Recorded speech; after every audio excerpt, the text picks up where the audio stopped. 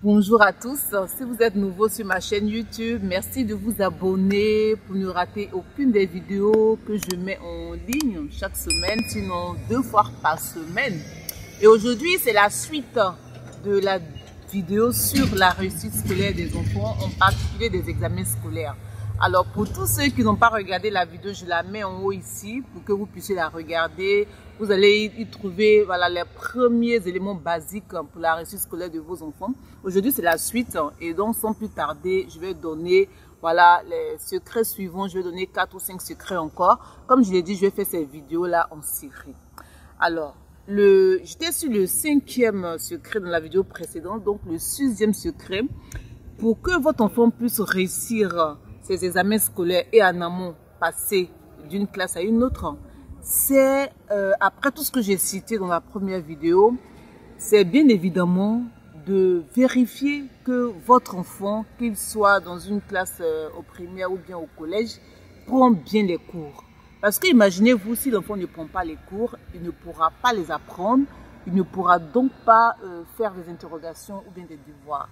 Et c'est vrai qu'il y a des enfants qui sont bloqués. Lorsque le prof fait un cours, soit parce que le prof est trop rapide, il n'arrive pas à apprendre, ou bien il y a des trous dans leur cahier. Il faut vérifier cela chaque soir lorsque l'enfant rentre voilà, à la maison. Voir si l'enfant a pris les cours, s'il les a effectivement pris, il faut après réviser avec lui. C'est vraiment important. C'est vraiment un des secrets pour que votre enfant puisse réussir à l'école, qu'il soit petit ou qu'il soit grand.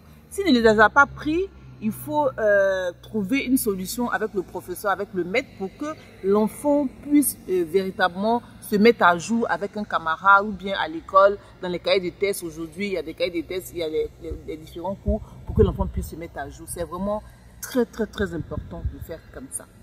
Alors, une fois que votre enfant, si vous avez un enfant qui est bon, qui a pris les cours, il faut maintenant qu'il les revise à la maison. Parce qu'un enfant qui n'a pas révisé ses cours, le lendemain, c'est difficile pour lui de suivre en classe. Il révise des cours et pour les enfants qui sont hyper intelligents, s'il a fini de réviser, il peut même anticiper sur la leçon suivante, vu que le programme est donné en classe. Voilà.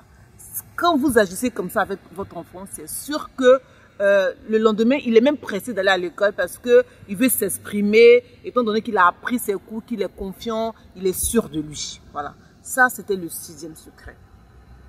Le 7e secret maintenant, si votre enfant n'arrive pas vraiment à suivre, voilà, il s'agit, ce 7e secret, il s'agit de prendre un maître de maison ou pas.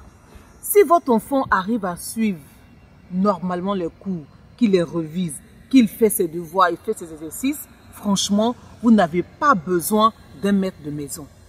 Il suffit simplement pour vous, le parent, si vous avez du temps, de suivre l'évolution de l'enfant à l'école. Vous allez voir que votre enfant va s'en sortir sans problème. Parce qu'aujourd'hui, les maîtres de maison coûtent très cher. Surtout quand il s'agit des écoles françaises, ça coûte énormément cher. Donc, si votre enfant est assez intelligent, qu'il prend les cours, qu'il fait bien les choses, pourquoi vous allez l'emmerder avec un maître de maison? C'est seulement si vous voyez que votre enfant a un blocage qui n'arrive pas vraiment à suivre. Étant donné qu'au lycée, les cours sont quand même accélérés et que vous-même, vous n'avez pas le temps ou bien vous n'avez pas le niveau nécessaire pour vraiment aider votre enfant, là, la solution du maître de maison, ou bien de la maîtresse de maison, du prof de maison peut s'imposer. Parce qu'il s'agit pour l'enfant, c'est comme s'il refaisait les cours qu'il a appris à l'école. C'est aussi important de faire si vous n'avez pas d'autre solution. Et quand vous prenez un maître de maison, ne lui abandonnez pas votre enfant. Quand le maître arrive, il faut regarder l'évolution. Est-ce qu'il est dans le programme? Parce qu'il y a des maîtres aussi qui peuvent ne pas bien faire. C'est-à-dire qu'ils viennent juste parce qu'ils veulent leur argent, ils font quelques trucs et puis ils s'en vont. Donc à vous, le parent, de vraiment vérifier que le maître a respecté voilà, le programme qu'il a tracé avec l'enfant. Sinon, c'est comme si vous jetez de l'argent par la fenêtre. Ça aussi, c'est vraiment à prendre en compte. Et pour l'enfant et pour le parent. C'est-à-dire vous pouvez briefer votre enfant dessus pour que le suivi soit fait. Même si vous n'êtes pas là, quand vous venez à la maison, il vous fait le retour. Pour ne serait-ce que sur le programme que vous avez tracé avec le maître de maison. Il arrive même que dans notre groupe, il y a une dame qui a fait un témoignage poignant. Cette dame, elle est illettrée, elle ne sait pas lire. Mais ses enfants sont consciencieux. Et pour les aider, parce que parmi eux, il y en a même qui aiment bien jouer, la dame, elle prend une chaise. Elle dit à son enfant, voilà, c'est l'heure d'étude qui est arrivée. Tu t'assois là. Et puis elle est assise. Si c'est 1 heure, elle est assise et l'enfant travaille. Mais l'enfant, sachant même que sa mère ne sait pas lire, il ne peut pas tricher parce qu'il sait que c'est pour son bien. Donc, à un moment donné, même s'il fait semblant d'étudier, c'est-à-dire qu'il a la conscience d'étudier parce qu'il sait que c'est pour son bien. Et puis, il ne veut pas perdre aussi le temps de sa mère. Et cette dame, elle a procédé ainsi. Tous ses enfants, par la grâce de Dieu, ont réussi les examens. Aujourd'hui, ils sont à l'extérieur. C'est-à-dire le simple fait que ça s'aille là même là. Un de ses enfants nous a témoigné cela. Le simple fait même de voir sa mère assise à côté de lui. Et puis il sait que sa mère ne sait pas lire. C'est-à-dire il peut même mentir. Il peut faire semblant d'étudier. C'est-à-dire qu'il est d'abord émerveillé par cette manière de faire de sa mère. Il est vraiment, ça le touche au plus profond de lui-même. Et il a dit à sa mère un jour, on leur avait demandé aux enfants, parce qu'on se connaît tous avec les enfants, les parents, il a dit vraiment, cette attitude de sa mère l'a vraiment conscientisé.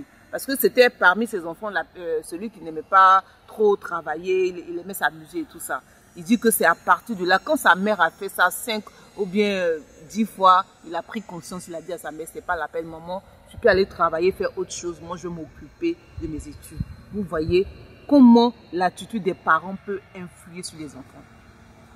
Ça, c'était le 7e secret. Le 8e secret, quelles que soient les notes de vos enfants, c'est-à-dire, on va parler de notes maintenant. C'est-à-dire, vous aidez votre enfant à travailler, vous faites tout ce que vous avez à faire, ce que j'ai cité dans la première vidéo, et puis dans cette vidéo, l'enfant, il envoie des notes. Il envoie souvent de bonnes notes. Vous le félicitez. Prenez la peine de féliciter les enfants. Parce que les bonnes notes, ce n'est pas toujours évident. Prenez la peine de féliciter les enfants. Si vous pouvez leur donner un petit cadeau pour les motiver, tout ça, c'est important de le faire. Et si malheureusement l'enfant n'a pas de bonnes notes, vous lui parlez, vous essayez de l'encourager, de le rassurer qu'aujourd'hui la note n'a pas été bonne. Mais la prochaine fois, la note pourra être bonne. Et en général, ça se passe comme ça. On a tous été des élèves. Ce n'est pas toujours une ligne droite d'avoir des notes, des 20 sur 20. Il y a des enfants qui le font, ce sont des enfants exceptionnels. Mais la plupart des enfants, il y a des hauts et il y a des bas. Il faut encourager l'enfant. Il faut chercher la cause de cette mauvaise note. Il faut trouver ensemble la solution. Et puis vous allez voir que votre enfant va exceller dans l'avenir. Et puis toujours, il faut montrer à l'enfant que vous l'aimez. C'est vraiment important de faire comme ça. Voilà. Tout à l'heure, je vais l'évoquer dans un autre point, mais c'est important de dire à l'enfant que vous l'aimez malgré sa mauvaise note. Il faut trouver la cause de la mauvaise note et puis trouver la solution. Le 9e secret, voilà, pour que votre enfant réussisse, c'est d'abord aussi de passer du temps avec lui. Voilà, de passer du temps avec votre enfant. Le week-end, par exemple, vous organisez des sorties. Il n'y a pas que les études aussi. C'est-à-dire, il ne faut pas harceler l'enfant, études, études, études. Prenez du temps, vous sortez, vous partez au bord de la mer, à la plage. Vous pouvez faire un petit resto ou être dans un jardin, vous retrouvez, vous parlez avec votre enfant. Vous allez voir que cette complicité-là, cette connexion-là va vous permettre de découvrir une autre facette de votre enfant. Il va par exemple vous dire certains secrets qu'il n'avait jamais dit auparavant. Il va vous parler de certaines, si il est adolescent, de vous parler de sa copine ou bien de son petit copain. Vous allez voir que pendant cette période, peut-être il avait de mauvaises notes parce qu'il était dans telle situation, dans telle situation. Comme ça, vous vous rapprochez de l'enfant. Et le 10e secret sur lequel je m'arrête aujourd'hui, je vous préviens qu'il y aura une autre vidéo encore sur la réussite des enfants. C'est pas fini. Comme je l'ai dit, c'est un condensé de secrets, de conseils que je suis en train de vous donner. Le 10e secret, ce n'est rien d'autre que d'aimer votre enfant de façon inconditionnelle. Quelles que soient les notes qu'il vous emmène, quelle que soit sa manière d'être, s'il est un peu récalcitrant, s'il est un peu têtu, s'il est très aimant.